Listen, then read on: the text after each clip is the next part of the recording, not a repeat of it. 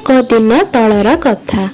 ଗୋଟିଏ ଘନ ଜଙ୍ଗଲ ମଝିରେ ଗୋଟିଏ ବଡ଼ ପୁରୁଣା ଗଛ ଥିଲା। ସେଇ ଗଛର ଉପର ଡାଳରେ ଗୋଟିଏ ନିରୀହ କୋଇଲି ବସା କରି ରହୁଥିଲା। ଏଇ ଗଛଟି ମୋ ପାଇଁ ସୁରକ୍ଷିତ। ଏଠି ମୋ ଛୁଆମାନେ ନିରାପଦ ରହିବେ। କିନ୍ତୁ ସେହି ଗଛର ତଳ ଡାଳରେ ଗୋଟିଏ ଦୁଷ୍ଟ ହନୁମାଙ୍କଡ଼ ରହୁଥିଲା। ଏ ଗଛ ମୋର, ଯେତେ ଡାଳ ଚାहे ସେତେ ହଲାଇବି।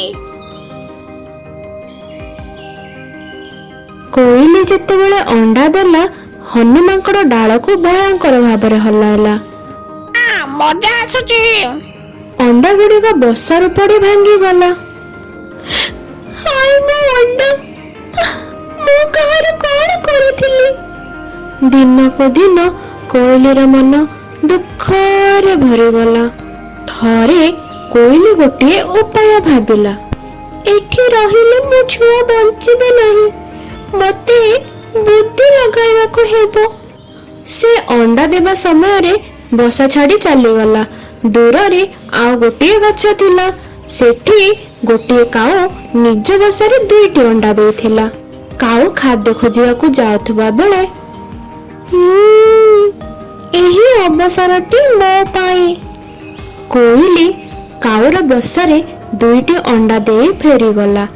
କିଛି ଦିନ ପରେ 4ଟି ଅଣ୍ଡା ଯାକ ଫୁଟିଲା। ମୋ 4ଟି ଛୁଆ। ଠିକ୍ ସେତିକି ବେଳେ କୋଇଲି ଆସିଲା।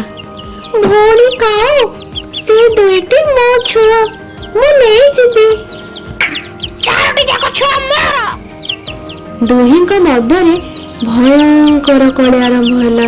କଜଳପାତିଟି ସେହି ବାଟରେ ଉଡ଼ି ଉଡ଼ି ଯାଉଥିଲା। ସେମାନଙ୍କର କଳି ଶୁଣି ପାଖକୁ ଆସିଲା। କଳି କାହିଁକି? ପ୍ରଥମେ ଶାନ୍ତ ହୁଅ। ଏମାନେ ମୋ ଛୁଆ। ନା, ସେମାନେ ମୋର।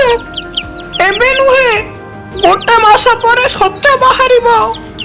କଜଳପାତି କୋଇଲିକୁ ବୁଝାଇ ଗୋଟିଏ ମାସ ପରେ ପୁଣି ଆସିବାକୁ କହିଲା।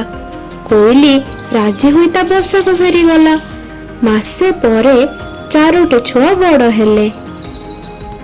ଚୁପ୍, ଛୁଆମାନେ ଗୀତ ଗାଅ। କାଉ ଲଜ୍ଜାରେ ତଳକୁ ମୁହଁ କଲା। ମୋ ଛୁଆ, ମୁଁ ତୁମକୁ ପାଇଗଲି।